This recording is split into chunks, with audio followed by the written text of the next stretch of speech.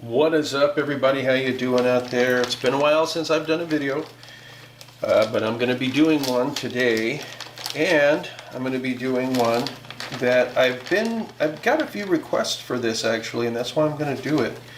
And it's going to be creme brulee. Okay, so you know, I'm feeling kind of generous today. Let's grab 2 vanilla beans. So right now I'm in the process of opening these vanilla beans up, and you just want to go down the center like that, and inside here we've got a bunch of seeds, but that is where the flavor is.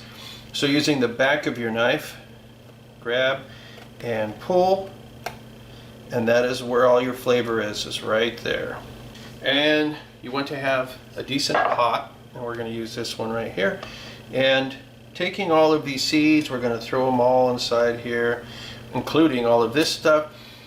As far as the pods of the vanilla bean, what you can do is after you're done making your creme brulee, you can actually rinse those off and then put it inside your sugar, and it will make a vanilla sugar over a couple of days. Just make sure you rinse it off first, because we're going to be putting some other stuff in here.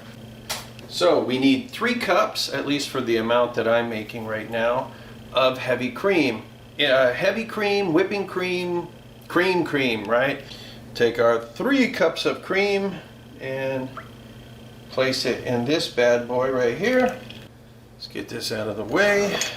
And we need 3/4 of a cup of sugar for this amount of creme brulee that I am making with the 3 cups. Now you can always add more sugar. You can lower the amount of sugar. Depends how sweet do you want this. Okay, it's up to you. Now, the next thing we're going to end up having to add to this bad boy is going to end up being egg yolks. Now, some people, what they'll do is they'll temper their egg yolks before they put them inside here. They'll heat this up, they'll add it to some of their egg yolks, and then they mix it. I don't even bother with that stuff, because I'm going to run this through a screen anyway, and it's really well mixed. I've never had a problem with it. I just do it like this. We have 1 bowl, and that is where we're going to keep our egg whites. And we have another one, and that is where we're going to end up keeping our egg yolks. That's kind of up to you on how creamy you want it, like how much of a custard you want this. And really, at the end of the day, what we're doing is we're making an ice cream base. But if you want to, you can also use an immersion blender, and that would work really well too. So we're going to pour this inside there. And then you're going to see that there's still egg yolk and stuff inside here. So after I mix this in a little bit, I'm going to pour some inside there and mix it to try to get the rest out.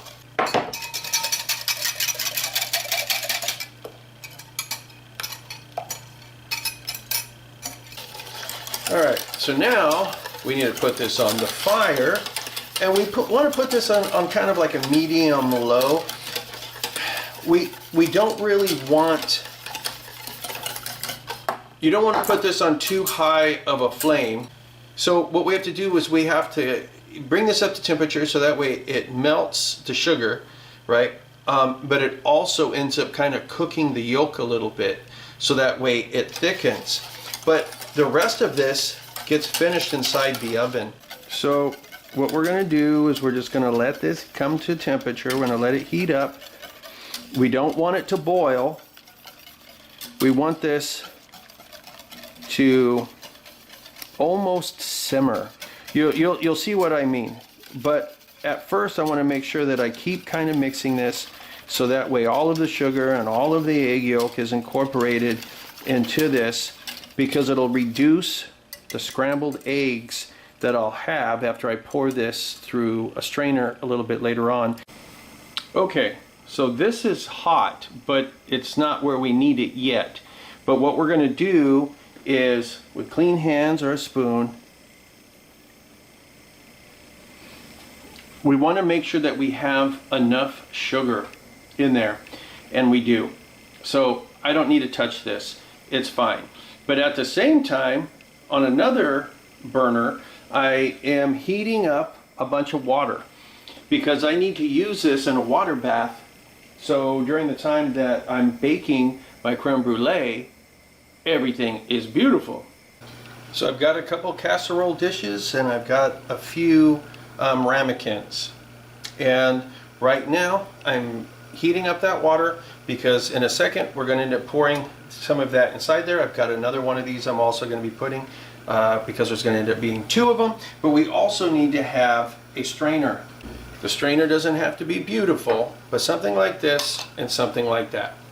Rarely do I ever really need it, and you're going to end up seeing, because of the way that I do this, there's really not a lot of egg inside there that you'll find, and even if there was, if during the time that you're eating it, you wouldn't even pick up on it.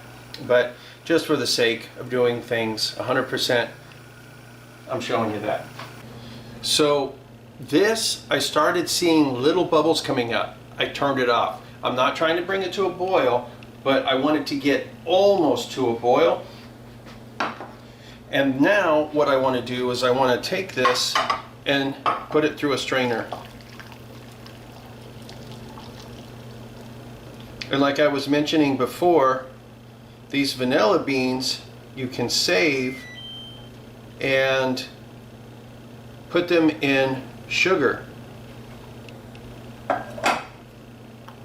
But you'll see there's really not a lot of like egg or anything that's inside there because of the way that I go about doing this. But still, bring this up.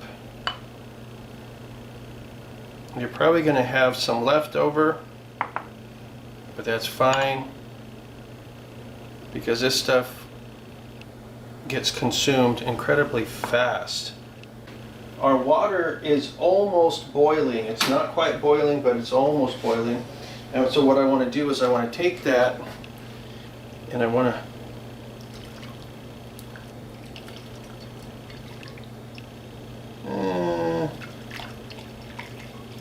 maybe a little bit more. And I don't want that water to get into my creme brulee. Carefully, I'm going to put these inside an oven at about between 300 and maybe 325, depending on kind of like where you live. I'm at sea level, so I'm gonna go like 310, something like that. And I'm gonna put this inside there, and it's gonna take about 30 to 40 minutes. So it's been about 35 minutes, and this is generally when I'm gonna start checking it. And I'm looking, by tapping this, I'm kind of looking at the creme brulee, and I'm trying to see how is it moving. And you can see how the shock wave goes through it. This is almost done, but it's not quite there. So I took the smaller ones out, these guys right here, and you might be able to see how they kind of look grainy just a little bit. I'm going to carefully take these guys out wearing gloves so I don't burn myself and get them out of that water bath so that way they quit cooking. But each one of these, what I want to do is put some saran wrap on it so it doesn't create a film. So after these cool off and they're ready for me to put the sugar, I'll turn the camera back on. Okay, so this has been in the refrigerator. This is the moment of truth. This is when you're going to find out if you've added enough egg yolks, if you ended up baking it long enough, all that good stuff. I'll generally end up using something like sugar in the raw, but you can use regular sugar. There's usually enough moisture on top of this to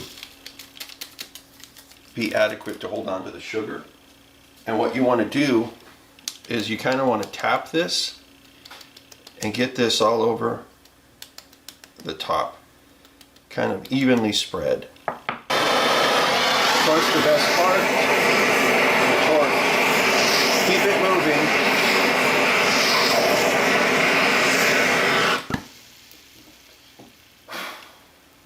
Some people will want that to be less caramelized and some people want it more caramelized. That's on you. But all in all, it's a success. And that's my breakfast. Till next time, guys. Catch you later.